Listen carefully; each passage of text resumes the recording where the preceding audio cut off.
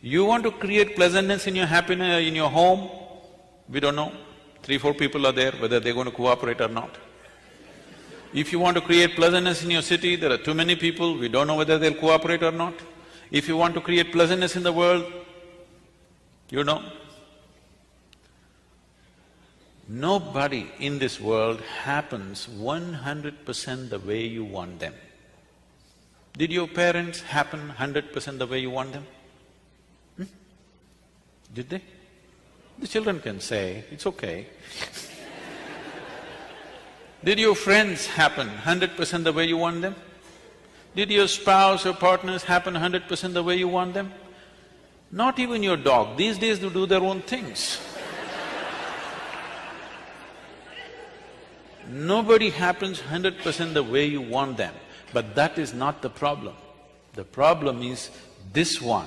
This one is not happening the way you want him to be. That is the problem, isn't it?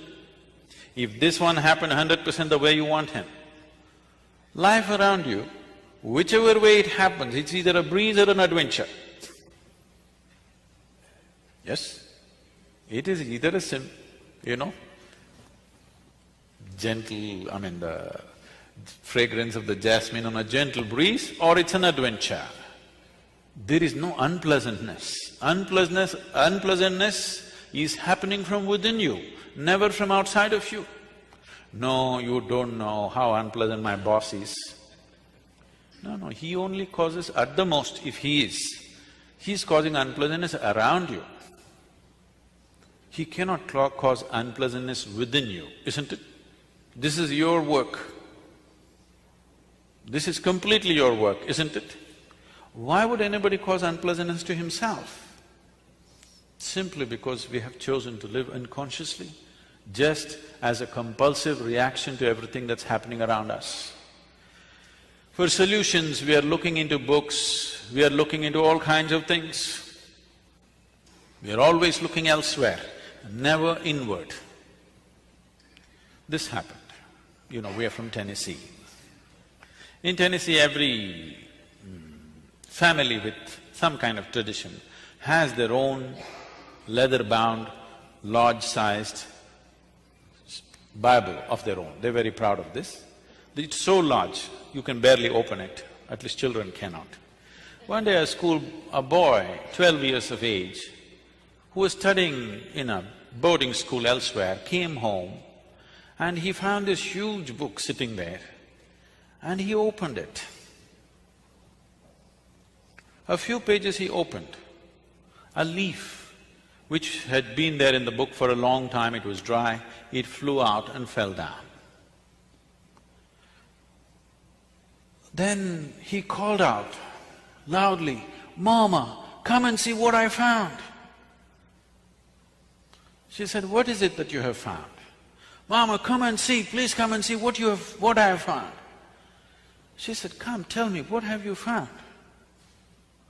He said, "I think I found Adam's underwear."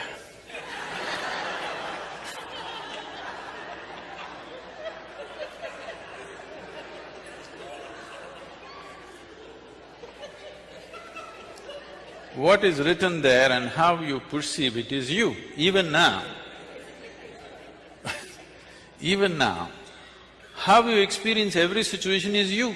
What is happening around you and how you experience is essentially you. What is written there and what you make out of it is essentially you. Just see, in the name of caste, creed, religion, race, nationalities, how much of a mess we have created on the planet. I'm sure every one of these things initially started with the greatest intention of human well-being, definitely. But just see what a mess we are. Simply because you can find an Adam's underwear in a book, you don't know what you will pick up.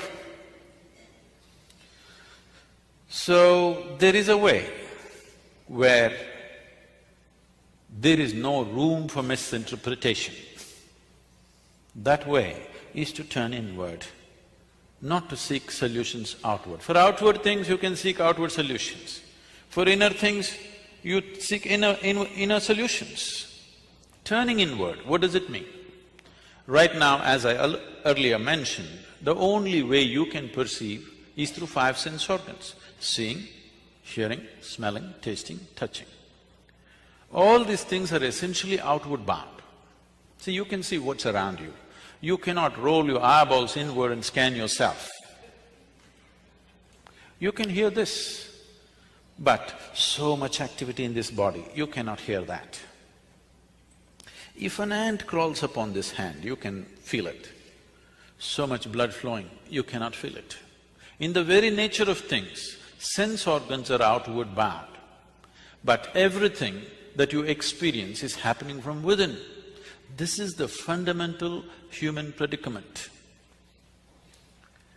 Only if you turn inward, then you are into what you're referring to as India studies. Otherwise, India is a glorious chaos. Lot of Indians miss it. Too much order in America. Once in a way they have to go out and get lost and have a diarrhea at least. Yes or no? If not enlightenment, at least a diarrhea. You must eat the street food and something must happen. No, it need not be like that. It is just that it's very organic. It is always depending upon touching the inner genius within every human being. It is not depending upon the organization of the outside, which can be very chaotic. For a person who's been born and brought up in Western societies, India could be bewildering and scary. But you will see, Indian people are so much at home with the chaos because it's so organic. Everything is happening because of the human being. If one human being stops being human for a moment, everything collapses. So you can't afford to be mechanical about your life. You have to be conscious, otherwise you cannot manage even simple things in home. Initially, this was created consciously. Over a period of time, other things have happened, unfortunately. Now, this whole process of looking inward, what does it mean? Can I tell you my own story? It's okay with you? You're becoming very serious, it scares me. Shankaran Pillai came to United States. He had an international driving license. So he decided to take his car, his son-in-law's car, out for a spin. He's a good driver. If you have driven in India, you better be a good driver, otherwise you're a dead driver. So, very confidently he was driving. Then his wife called up on the phone and said, "Are you on I-75? He said, "Yeah." "Just watch out, the traffic news is saying there is a man driving at full speed in the opposite direction." He said, "What the hell, one man, hundreds of people are driving in the opposite direction."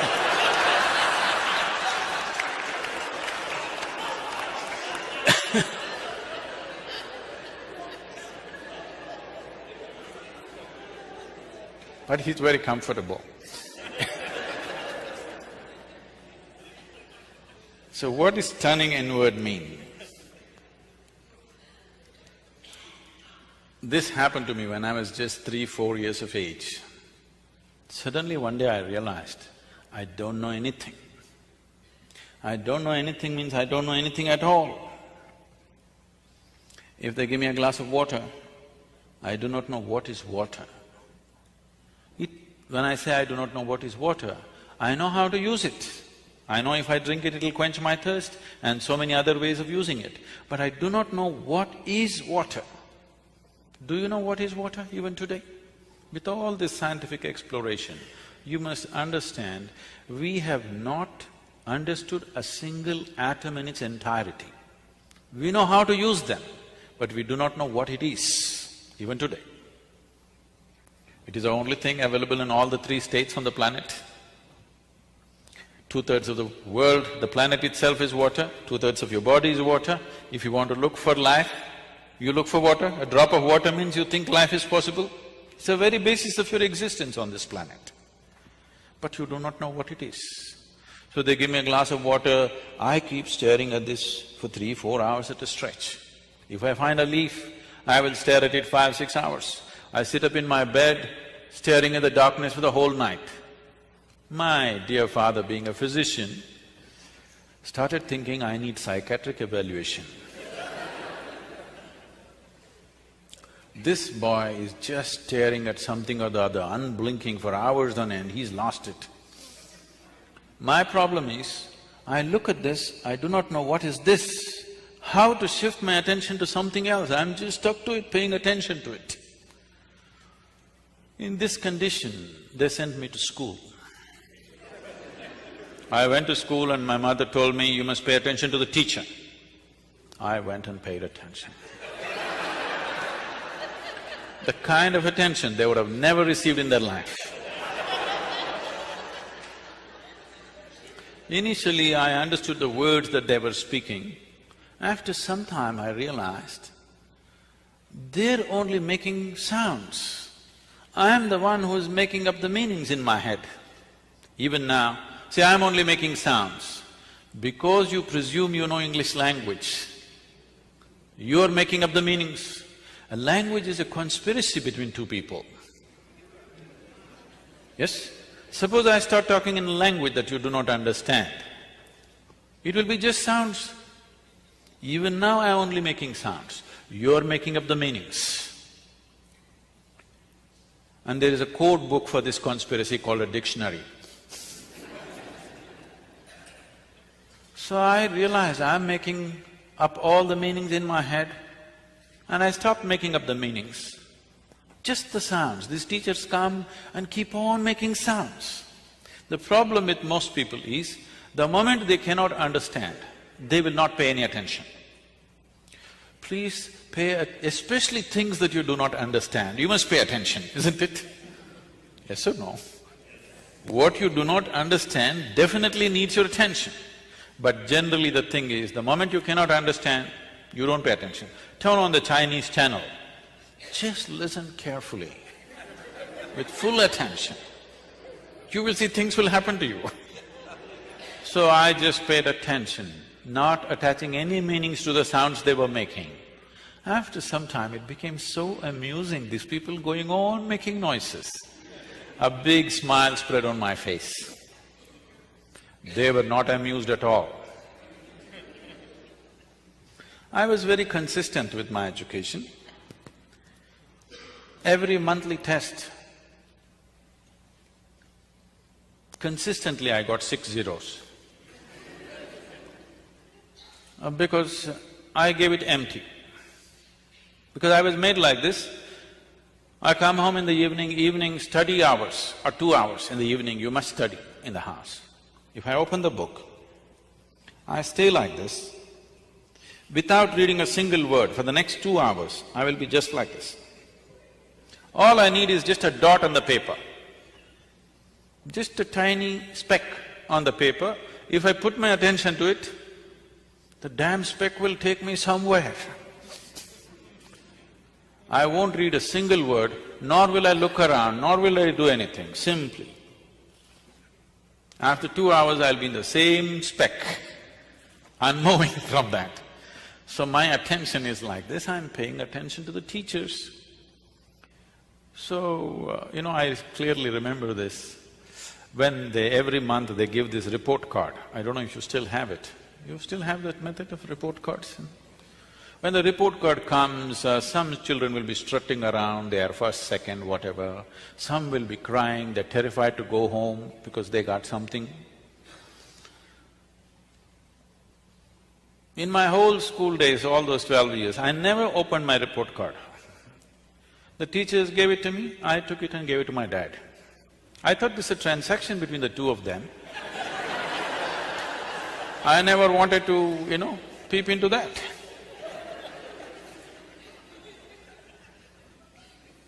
And I never was retained in any class, I always went on.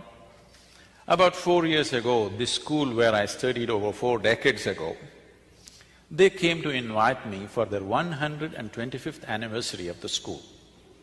They were inviting all the prominent alumni. They came to invite me. I said, see, please, why me? I was not just a not good student, I was not even a student. Don't take me back to the school. They said, no, our school has produced federal ministers, our school has produced film stars, our school has produced cricketing stars. You are the only mystic, you have to come.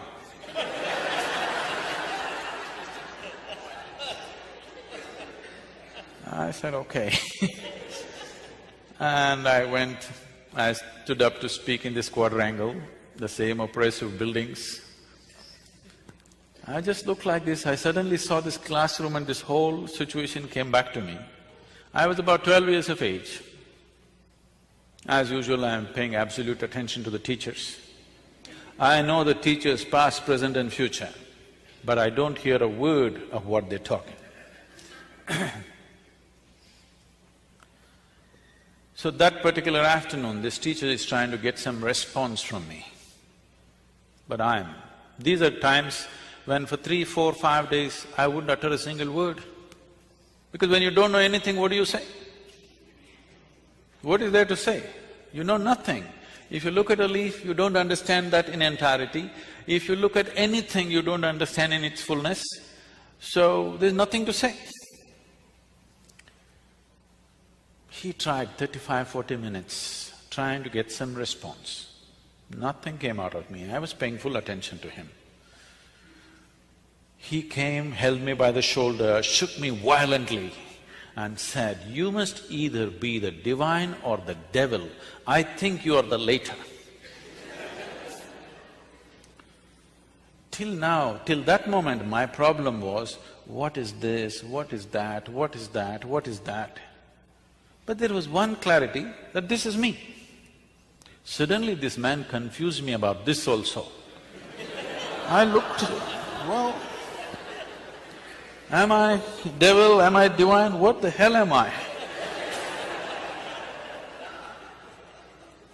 This was very clear that this was me, but this man brought this confusion about this also. I tried to stare at myself, it didn't work, so I closed my eyes and sat. Initially hours, then it went into days. Once I closed my eyes and sat, I thought, in my experience, I felt it's about 25–30 minutes. When I opened my eyes, a whole crowd of people around me, garlands around my neck, people are trying to pull my feet, you know, pulling legs is a part of Indian tradition. And somebody wants to know about his business, somebody wants to know when his daughters will get married. I said, how the hell did these people manifest here? Where did they come from? Big crowd. They said, you've been sitting here for 13 days. In my experience, I just sat there for 25–30 minutes. I closed my eyes and I opened my eyes, a big crowd. Why I'm telling you this is, life is in many more ways than the way you understand and experience life through the 5 senses. The 5 sense organs are enough for your survival. If you want to just survive, these 5 things are fine. But if you want to know life, these 5 sense organs are not good enough, because this gives you only a comparative perspective of everything. What you know by comparison, see, you know light only because you know darkness, isn't it? The nature of sense organs is such, if you see this part of my hand, you cannot see the other part of my hand. Even if you take a grain of sand, if you see one part, you can't see the other part. If you're experiencing light, you cannot experience the darkness. This is the nature of sense organs, and everything is in comparison. For example, let's say you're 6 feet tall. Now, you stand like a tall man, you walk like a tall man, you think like a tall man, you feel like a tall man, and you are a tall man. Suppose you went to another society where everybody is 8 feet tall. Now you stand like a short man, walk like a short man, think like a short man, feel like a short man, and you are a short man. So what you know in comparison is only useful for survival in a particular situation. It is not a way of knowing life. There are other dimensions of perception which a human being has to activate. You need to understand what is needed for survival. Became active. The moment you came out of your mother's womb, all these things became active. You need to understand, they were not active when you were in your mother's womb. Otherwise you would know the whole human physiology. You didn't have to go to your medical school, you know. Your eyes were not open, your perception was not open. Only after you came out, it opened up, because without it you cannot survive. If survival is all you're seeking, this is fine. But once you come as human, somehow survival is not good enough, isn't it? When survival is in question, it's a big issue. Once it's taken care of, it doesn't mean anything. Isn't it so? There is something within you, always longing for something more. Whoever you may be right now, whatever you may be right now, you want to be something more than who you are right now? Yes or no? If that something more happens, what? What? You want something more? If that something more happens, what? Something more, it looks like you're looking for expansion. Okay, we will make you the king or queen of this planet. Now, don't look at me hopefully. You think I'll make such a blunder? Suppose you become the king or queen of this planet, will you be fulfilled, I'm asking you? You will look at the stars, isn't it? So there is something within you which wants to expand. I'm asking how much expansion would settle you for good? How much expansion would settle you for good? Hello? Unlimited. You're looking for infinite expansion, a fantastic desire, but a hopeless method. Your longing to become boundless is wonderful. See, there is something within you which does not like boundaries. Suppose I imprison you in a 5x5 cubicle right now, you will feel horribly imprisoned. Tomorrow, we will liberate you into a 10x10 cubicle. You will feel wonderful for a day, and again the same thing. Then we will liberate you into a 100x100 cubicle. You will feel wonderful for 3 days, and again the same thing. It doesn't matter where I set the boundary. The moment you can feel the boundary, you want to break it. Yes? There is something within you which does not like boundaries. There is something within you constantly longing to become boundless. You may be trying to settle this either unconsciously or consciously. If you're trying to settle it unconsciously, you think going out shopping will settle it. It does for a moment, again tomorrow the same thing. Or reading a book will settle it, or conquering something will settle it. All these things settles you for some time, and again the same thing. The moment you can feel the boundary, again it's a problem, isn't it? There is something within you longing to become boundless. You need to understand this. Boundaries are essentially the nature of the physical. The physical exists in this universe, the physical exists in creation only because of defined boundaries. I can call this a physical body only because there is a defined boundary. If I take away the boundaries of this body, could you call this physical? If it is all over the place, would it be physical? Only because it stays within a defined boundary, it's physical. So boundary is the nature of physical existence. There is something within you longing to go beyond all boundaries. So if you touch a dimension within you, which is not physical in nature, only then this will settle. Is there such a thing? Well, let's understand this. When you were born, your body was only this much. Now it's become this much. How did it happen? How did it happen? The food that you've eaten, isn't it? The food that you've eaten. So what you call as my body is a heap of food, actually, or it's a piece of this planet. Physical is something that you gathered over a period of time, yes? Physical is an accumulation. What you accumulate, at the most, you can claim it is mine. It cannot be you, isn't it? It can be yours, it can never ever be you. It can be mine, it can never ever be me, isn't it? What you gather can belong to you, cannot become you. But right now, you are so identified with things that you have gathered, not only in the body, in the mind. Your mind is a heap of impressions that you have gathered. Your mind is a gathering, your body is a gathering. Both are accumulations. Between these two things, where are you? A dimension beyond the physical, which is the basis of all this. If you eat a piece of bread, it transforms it into such a fantastic machine that we call as human mechanism. This human body is the most sophisticated technology on the planet. Do you agree with me? Yes. The iPhone users, I'm asking you.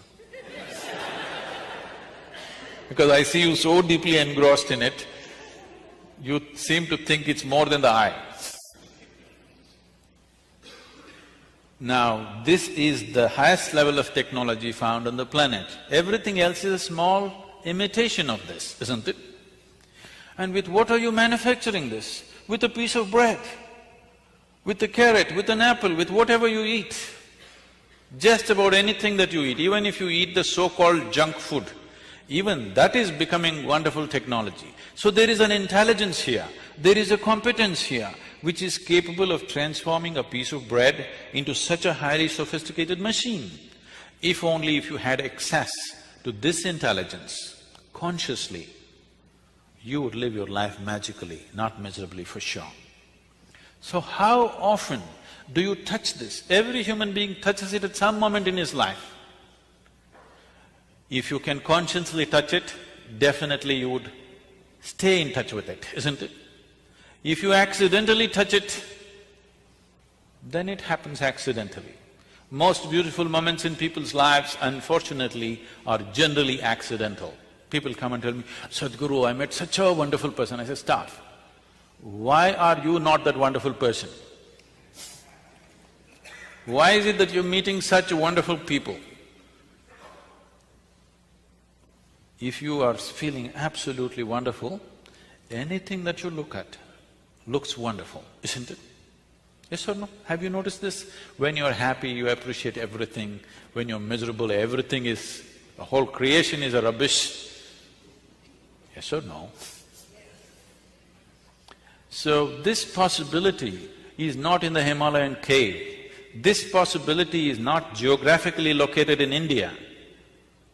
This possibility is here with every one of us. Whether we turn inward or we squander our life outward, that's all the choice you have. Because the experience of life, the quality of your life is right now determined not by what kind of clothes you wear, what kind of car you parked outside, what kind of home you live in.